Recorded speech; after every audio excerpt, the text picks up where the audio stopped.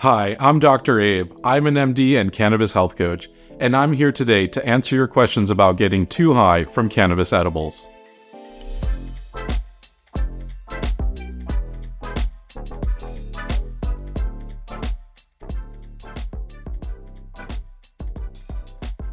Being high for a lot longer than you expected, or even up to days after eating an edible, is a pretty common scenario. For instance, you may have taken an edible or smoked a joint 2 or 3 days ago and are still feeling high, cloudy, foggy, or just kind of out of it. This is especially common if you're new to cannabis and have a low tolerance, but it can sometimes happen to experienced users as well. You might be worried because this feels unnatural, or you're wondering if there was something wrong with your product. And if you did any online research, that probably didn't help either because people are making all sorts of claims that can seem scary. But don't worry, if you're in this particular situation right now, it's not the end of the world and you're going to be okay. Just take some deep, calming breaths and find a comfortable place to sit or lie down as you listen. If you know what box breathing is, that's a great technique to use right now.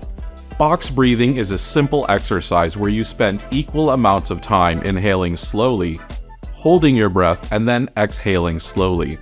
It's a technique that even Navy SEALs use in intense situations, so it's actually a very effective calming technique. The next thing you should do is to be sure you are well hydrated. Try drinking a liter of water or sports drink to help dilute your blood and filter things out a little quicker. That might sound like a lot to drink, but the recommended daily amount of water is between 3 and 4 liters daily. This is probably the most essential piece of information, because in reality, the biggest problem you could run into with too much cannabis is actually dehydration from nausea and vomiting. If you're throwing up more than 2 or 3 times an hour, or you just can't keep down any food or water, that's when you should call local emergency services or get a ride to a local urgent care center where they can give you fluids. Dehydration is actually the most serious result you can get from taking too many cannabis edibles.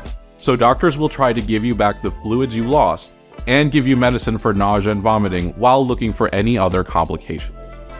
Besides that, if vomiting isn't a problem, then what you're experiencing is a temporary bout of anxiety and panic. While it may feel very serious to you, know that it will only last for as long as there's active THC in your body.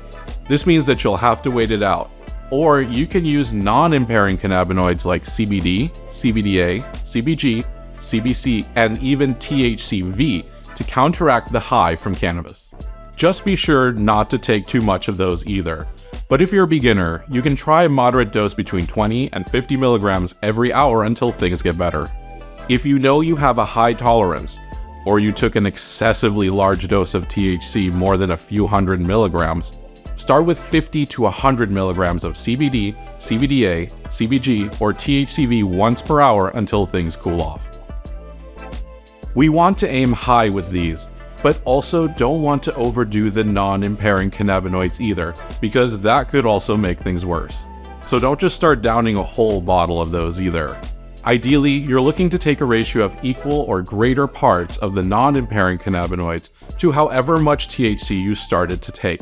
But it's best not to jump there from the start if it's more than a few hundred milligrams. Other things people do to calm down in this situation are eating some light food, taking a bath or shower, sleeping it off, avoiding alcohol, caffeine, and other substances, and some people even chew on a few black peppercorns. If you want to eat some food, remember to pick something that is light, carby or fibrous, and not greasy. The idea is we don't want fatty foods to upset your stomach more or increase the absorption of the THC you just took, so don't instinctively reach for the hangover food you would after alcohol. Try something like a simple salad, pita and hummus, some nuts, or pasta will do fine. The reason that people also chew peppercorns is that they're high in beta-caryophyllene, a terpene that is commonly found in cannabis too, but can reduce the high. Another cannabis terpene that can reduce the high is the limonene found in lemons.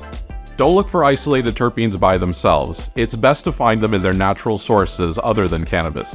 The last thing you should do here is to take even more edibles or THC from cannabis.